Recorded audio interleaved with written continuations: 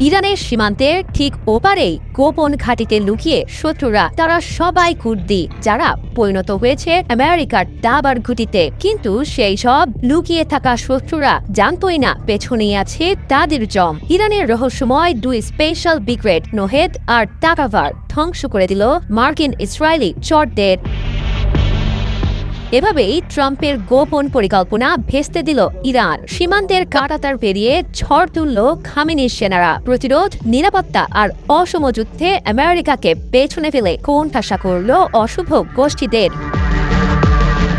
ইরাকে অবস্থানরত কুর্দি শত্রুদের উচিত শিক্ষা দিতে গোপনে বিশেষ কমান্ডো বাহিনী প্রস্তুত রেখেছে ইরান। দেশটির নিয়মিত সেনাবাহিনীর সঙ্গে যুক্ত করা হয়েছে 23তম এয়ারবোর্ন স্পেশাল ফোর্সেস নোহেদ ব্রিগেড এবং 25তম তাকাভার ব্রিগেড। পাশাপাশি সমানতালে কাজ করছে ইসলামিক রেভলিউশনারি গার্ডস কোর IRGC-র নিজস্ব অভিজাত বিশেষ বাহিনী সাবেরিন ইউনিট। ইরানের সামরিক বাহিনীর দাবি, বিশেষায়িত এসব ব্রিগেডগুলো ইতোমধ্যেই প্রবেশ করেছে ইরাকের কুর্দিস্তান অঞ্চলে। গেল কয়েক সপ্তাহ ধরেই শুরু করে দিয়েছে ইরাকের বিচ্ছিন্নতাবাদী সশস্ত্র গোষ্ঠীগুলোর বিরুদ্ধে বড় ধরনের অভিযান। ইরানের দাবি, এখন পর্যন্ত ইরানের অভিযানে নিহত হয়েছেন বিচ্ছিন্নতাবাদী গোষ্ঠীর অন্তত 8 জন নেতা।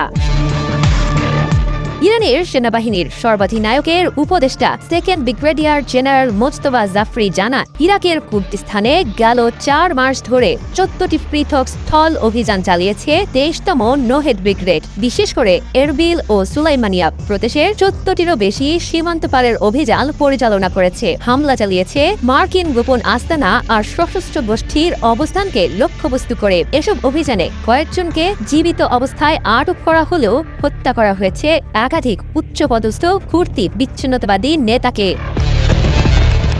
ইরানের সেনাবাহিনীর এই মুখপাত্র আরও দাবি করেন, ইরাকের অভ্যন্তরে প্রতিটি অভিযান এখন পর্যন্ত সফলভাবে পরিচালনা করেছে 23তম তাকাভার ব্রিগেড। কোনো প্রকার আহত কিংবা নিহত না হয়ে নিরাপদে ইরানে ফিরে এসেছে এলিট ট্রুপার বাহিনীর প্রতিটি সদস্য। তার ভাষ্যমতে বিচ্ছিন্নতাবাদী গোষ্ঠীদের উল্লেখযোগ্য ক্ষতি সাধন করে ইরানে ফেরত এসেছে তারা।